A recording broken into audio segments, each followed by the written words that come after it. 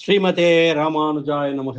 தினம் ஒரு திவ்ய பிரபந்தம் தொடரிலே இன்றைக்கு 1904வது பகுதி. திருமங்கையாழ்வார் அருளிய பெரிய திருமொழி 10ஆம் பத்து, அதன் 7ஆம் திருமொழியை இன்று முதல் அனுபவிக்க வேண்டும். இந்த ஏற்கனவே நாம் பார்த்தபடி இந்த 7ஆம் திருமொழியும் கூட, 10ஆம் பத்தின் 7ஆம் திருமொழியும் கூட கிருஷ்ணாவதாரத்திலே ஈடுபட்டு திருமங்கையாழ்வார் மிக்க ஈடுபாடு கொண்டு பாடிய பாடல்கள் நிறைந்தது. 4, 5, 6, 7, 8, 9 ஆக அவ்வளவு இந்த 6 திருமொழிகளுமே கிருஷ்ணாவதாரத்தில் ஈடுபட்டு திருமங்கையாழ்வார் பாடிய பாடல்கள். ராமாவதாரத்திலே ஈடுபட்டு பாடியவை 2 திருமொழிகள் தான். ஆனால் அதே சமயம் உடனேயே கிருஷ்ணாவதாரத்திலே ஈடுபட்டு 6 திருமொழிகளை திருமங்கையாழ்வார் பாடியிருக்கிறார் என்றால் அவருக்கு எவ்வளவு கிருஷ்ணாவதாரத்திலே ஈடுபாடு இருக்கிறது என்பதை அறிந்து கொள்ளலாம். அந்த அளவிலே இன்றைக்கு அந்த கிருஷ்ணாவதார ஈடுபாட்டில் பாடிய 4வது திருமொழி, அதாவது 10ஆம் பத்தின் 7ஆம் திருமொழியுடைய முதல் பாசுரத்தை இன்று நாம் இணைந்து அனுபவிக்கலாம். கண்ணனது செய்தியை குறித்து யசோதை பணித்தலும் ஆய்ச்சியர் முறையிடுதலுமாக இந்த திருமொழி செல்கிறது. இந்த பாசுரத்திலே முறையிட்ட கண்ணனை பற்றி யசோதையிடம் முறையிட்ட ஒருத்தியை பார்த்து வார்த்தை சொல்லுகிறார் யசோதை. பாடலிலே நங்கைகாள் என்று பன்மை விழி இருந்தாலும் கூட மகனுடைய பொருந்தா செயல்களை பலர் கேட்க கூறுவது பொருந்தாமையாலே மிகவும் வேண்டியவள் ஒருத்தியை அருகிலே அமர்த்தி கொண்டு யசோதை பேசுவதாக பாசுரம் அருளுகிறார் ஆழ்வார். பாசுரத்தை பார்க்கலாம். மானம் உடைத்து உங்கள் ஆயர்குலம், அதனால் பிறர் மக்கள் தம்மை.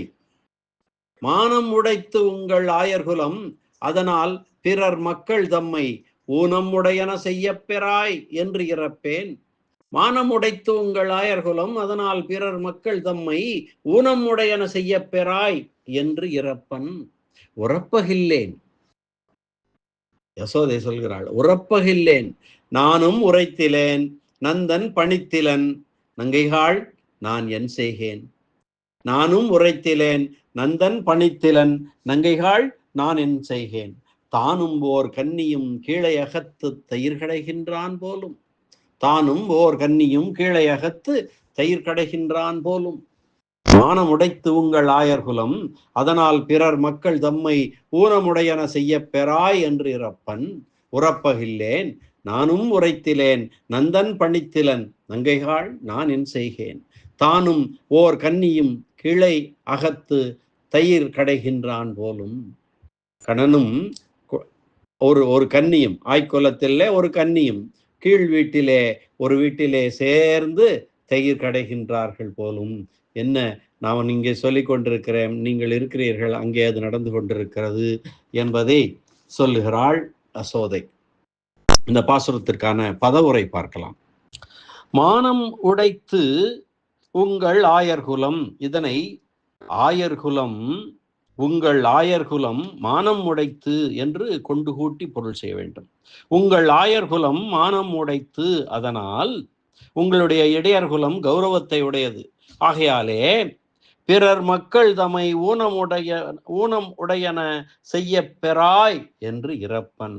அதனாலே அயலாருடைய பெண்களிடத்தில் இழிதொழிலை செய்யாதே என்று உன்னை நான் வேண்டுகிறேன். உறப்பகில்லேன், உன்னை வெகுண்டு பேச இயலாது, எனக்கு உன்னை மேல் கோபப்பட முடியாது. நானும் உரைத்திலேன், தாயாகிய நானும் ஒன்றும் சொல்ல முடியவில்லை. நந்தன் பணித்திலன், தந்தை நந்தகோபரும் உன்னை ஒன்றும் ஆணையிடுவதில்லை, உன்மேல் குறை சொல்லுவதில்லை, உன்னை அரட்டுவதில்லை. நங்கைகாள் கீழ்ப்படிந்து வாழும் புதல்வர்களை பெற்ற நல்வினையுடைய பெண்களே, மற்ற கூட இருக்கிறவர்களை பார்த்து சொல்க, நங்கைகாள் நீங்கள் எல்லாம், உங்களுக்கும் குழந்தைகள் இருக்கிறார்கள், புதல்வர்கள், அவர்களெல்லாம் உங்களிடம் கீழ்ப்படிந்து நடக்கிறார்கள். அப்படிப்பட்ட நல்வினை உடைய பெண்களே, நான் என் செய்கேன்? நான் என் பிள்ளையிடம் என்ன செய்ய வல்லேன்? ஒன்றும் செய்ய முடியவில்லை. இப்போது கூட அவன் தானும் ஓர் கன்னியும் கண்ணன் தானும் ஒரு கன்னியுமாய் தனித்திருந்து கீழே அகத்து தயிர் கடைகின்றான் போலும், கீழ்ப்புற வீட்டிலே தயிரை கடந்து கொண்டிருக்கிறான் போலும். இங்கே போலும் என்றது உரையசை இடைச்சொல் ஒப்பில் போலி. இது இலக்கண குறிப்பு. இந்த பாடலுடைய திரண்ட கருத்து என்ன? கண்ணா, உங்கள் இடைக்குலமானது மானத்தோடு வாழும் தன்மையுடையது. ஆகையால் அயலாருடைய பெண்களிடம் இழிவான செயல்களை செய்யாது ஒழிய வேண்டும் என்று வேண்டிக் கொள்வேனே அன்றி அதட்டி ஒரு வார்த்தை சொல்லி அறியேன். பெண் பிள்ளைகள், நானும் ஒன்று சொல்லி அறியேன், நானும் ஒன்றும் சொல்லி அறியேன். தந்தையான நந்தகோபரும் ஒன்றும் சொல்ல மாட்டார். பெற்றோரான நாங்கள் இவ்வாறு உதாசீனராக இருப்பதன் காரணமாக கண்ணபிரானும் ஓர் இளம் கன்னியும் கீழண்டை வீட்டில் தனித்திருந்து தயிர் கடைந்து கொண்டிருப்பதாக தெரிகிறது. நான் என்ன செய்வேன் என்று முறையிட்ட பெண்களிடம் யசோதை கூறினாள்.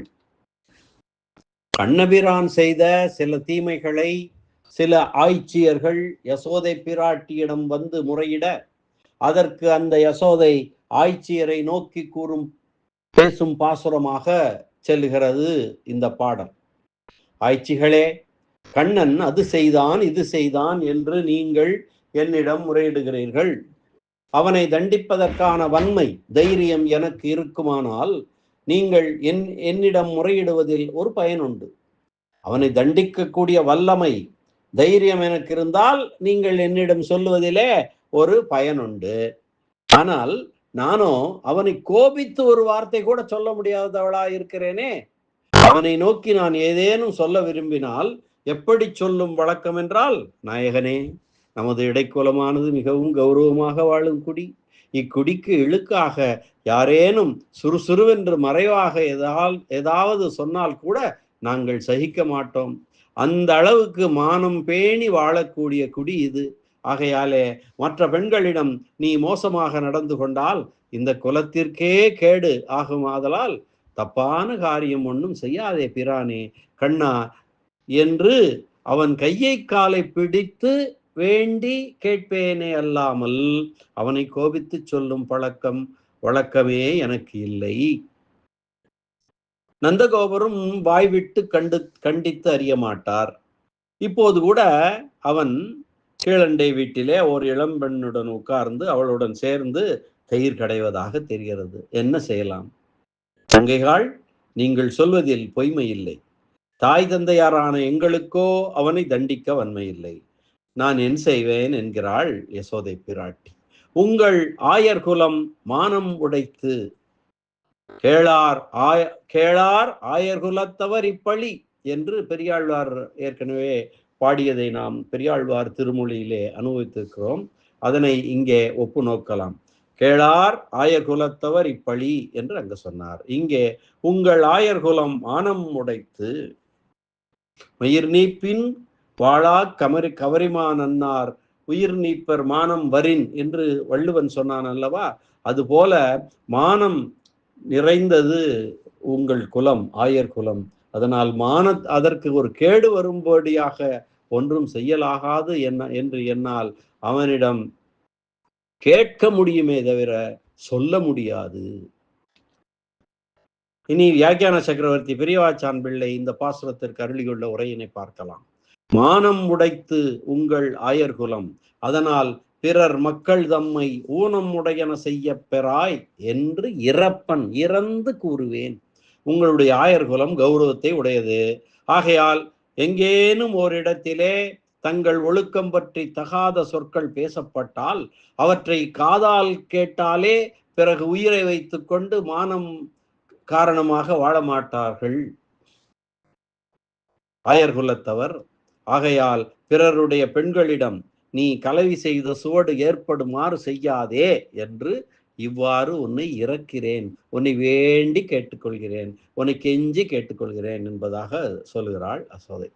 உறப்பகில்லேன், உன்னை வெகுண்டு கோபித்து கொண்டால் உன் தீச்செயல்கள் 2 மடங்காக பெருகும் என்று எனக்கு தெரியும். அதனால் உன் கால்களை பிடித்து கெஞ்சுகின்றேன்.